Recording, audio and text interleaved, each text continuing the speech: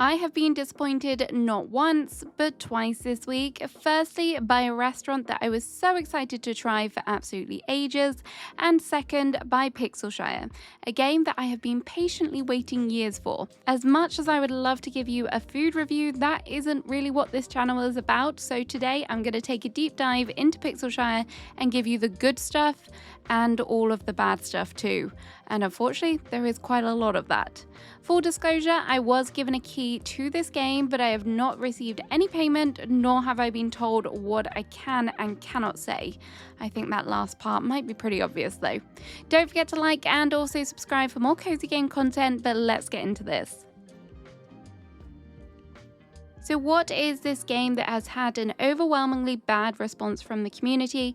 Well, Pixelshire is a pixel art style sandbox RPG game which focuses on typical simulation mechanics such as farming, exploration, combat.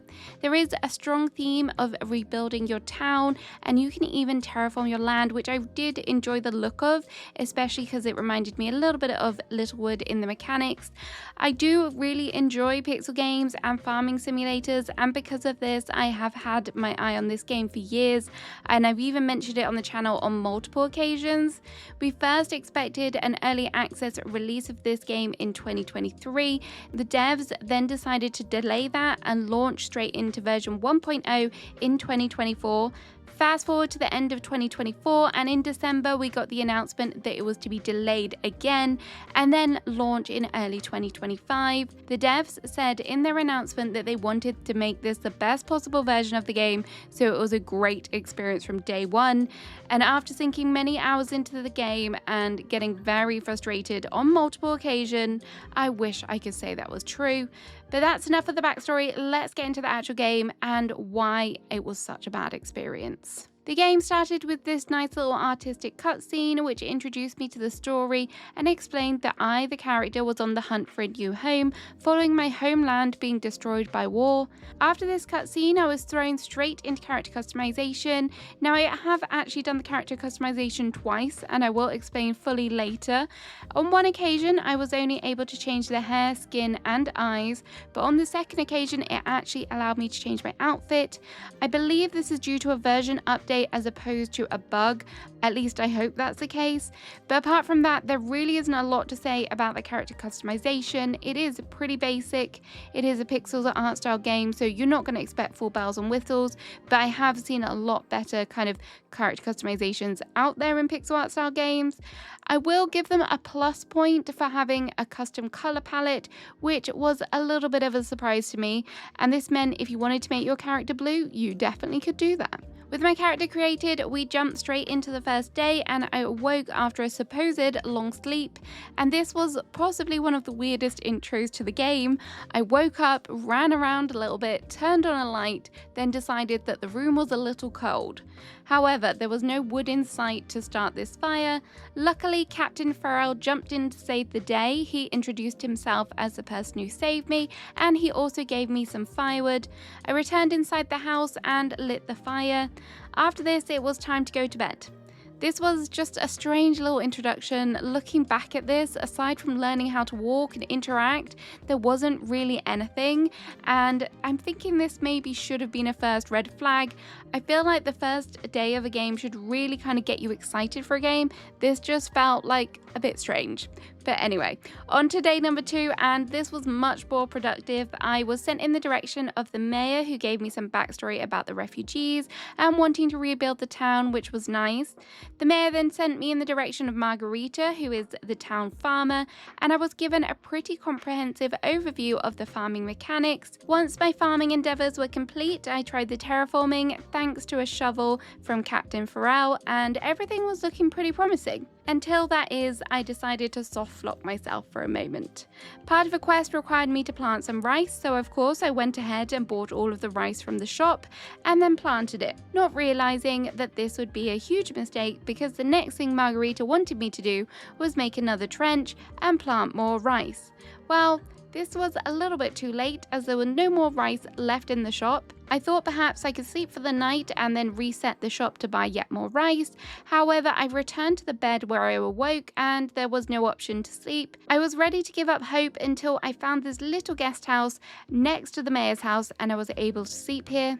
Luckily, the next day I was able to buy some more rice and then progress forward the quest. Also, the next day, the mayor decided to tell me about the guest house. Lesson learned. Don't try and think ahead and plant extra seeds to try and help yourself in the future. This really could have been avoided though if they had just said dig the trenches first and then plant the seeds, or if perhaps they had told us about the guest house sooner. It feels a little bit odd to me. With this first disaster averted, I decided to continue through the gameplay and I was introduced to various NPCs who all had their different roles within the town. The quest did kind of steer you in the right direction, which I did find helpful. However, there was a lot of other quests that kept popping up and it was a little bit difficult sometimes to see if they were things that I could actually do. So I decided to avoid the majority of these and focus on the main quests. Eventually, I met Valerie and I was able to travel to the Greenwood Forest, and this was the first area that we unlocked. This was where we got the first look at combat as we were required to save the woodchopper Jack. The combat was pretty straightforward, I just had to hit the slimes twice. The move did feel a little bit clunky. There was this strange troll goblin thing up on a cliff who shouted at me a little bit, but eventually he ran away and I was able to save Jack and return him to the town. With Jack rescued, I then headed to the mines to speak with Bron, who is the town miner. Bron wanted me to smelt some iron and he gave me the necessary ores, so I headed straight away to my smelter, and when I went to collect it, my iron just disappeared, straight out of the game. Now I was very confused, and because I was optimistic, I thought there must be a way for me to try and get more iron. I thought that perhaps if I keep mining, then my talent will increase and I will be able to unlock the ability to be able to mine the iron ore. Then I will just be able to continue on with the quest. After spending a long time clearing the mines, I realized that my iron ores were not respawning. How was I supposed to progress forward without being able to mine? So I decided to quit this game, and thankfully this did cause the ores to respawn. However, this was a temporary fix and I had to rinse and repeat this process a number of times in the hope of continuing. After many hours, I decided it was time to give up. My mining was not increasing, and as much as I got to experience some of the other things in the game, like the farming and the foraging and the fishing, I decided it was time to give up on this save as there was no way of fixing this main quest, and I started all over again. I quickly sped through all of the quests that I had done until it got to a point where I needed to speak to Bron for another quest, and he decided to straight up walk off of the map. I know I was having problems with Pixelshire, but apparently Bron was too, so much so he decided to quit the game, at which point I decided I was going to join Bron and I was done with the game. Enough was enough. This is a buggy mess and I couldn't deal with it any longer. So that's kind of a quick summary of my gameplay. As you can see, it was not good. I am going to dive into some more cons and maybe a couple pros that I can think of about the game just to try and keep it a little bit fair. But as you can tell, it was not a good experience so far. So there are clearly some bugs in the game, and aside from the bigger bugs that I've kind of mentioned, I also did encounter some smaller issues. There were things such as problems with quests. Sometimes it would allow me to accept them, sometimes it would not. Also, buttons randomly disappeared in the quest UI at times, and halfway through my gameplay I did decide to mute the game sounds because I needed my audiobook to try and relax my mind.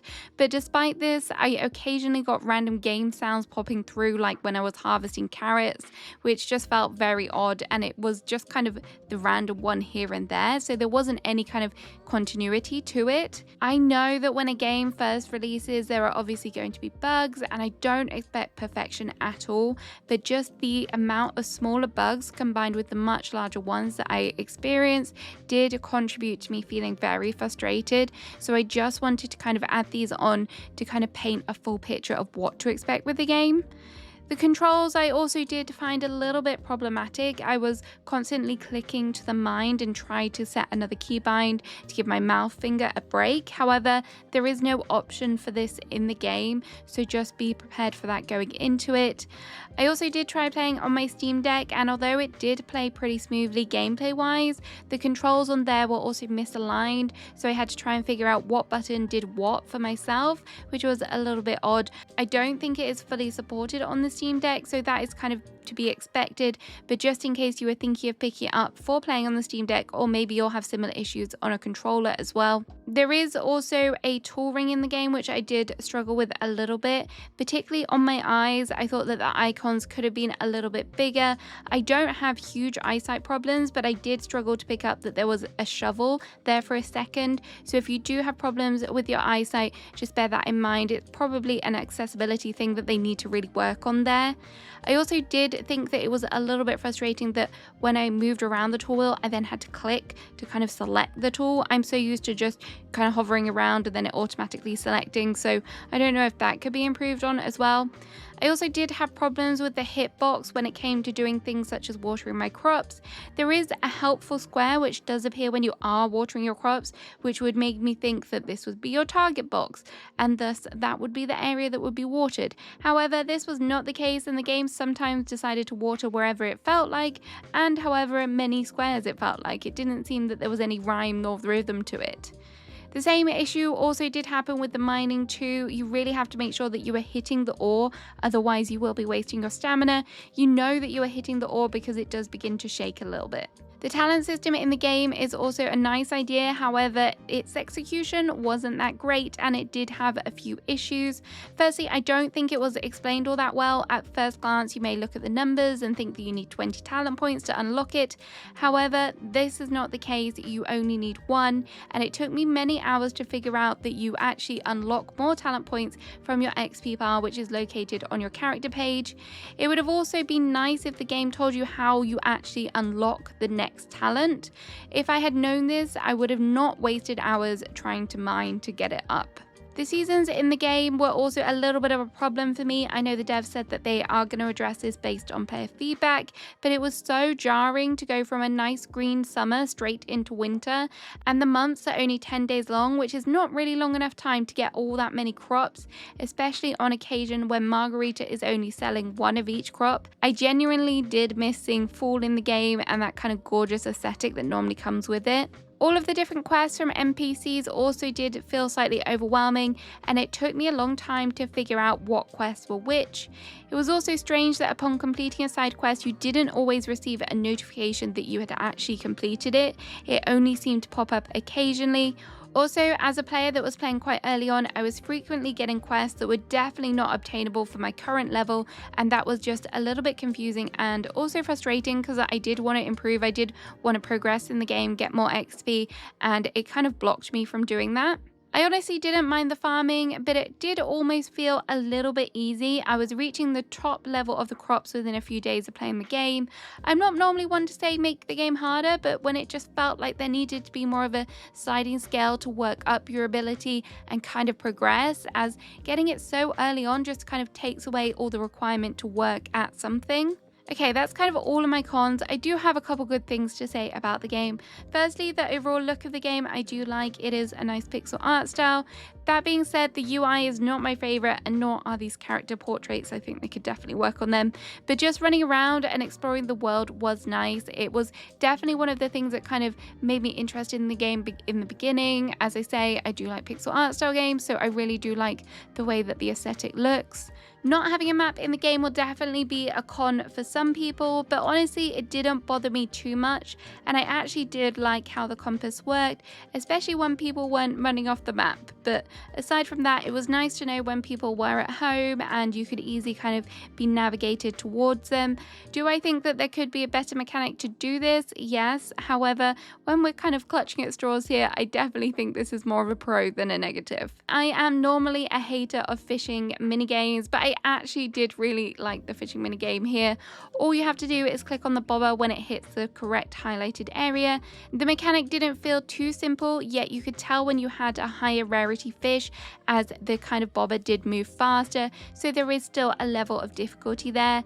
Honestly, I really am normally a hater of fishing, but actually this was probably one of the better things about this game. Finally, the days actually did seem like a good length. I'm so used to feeling pressured in farming sims to get things done quickly, and I didn't feel that at all in Pixelshire, which was nice. So there are my overall thoughts. I think it's going to be no surprise that in its current state, I really cannot recommend this game.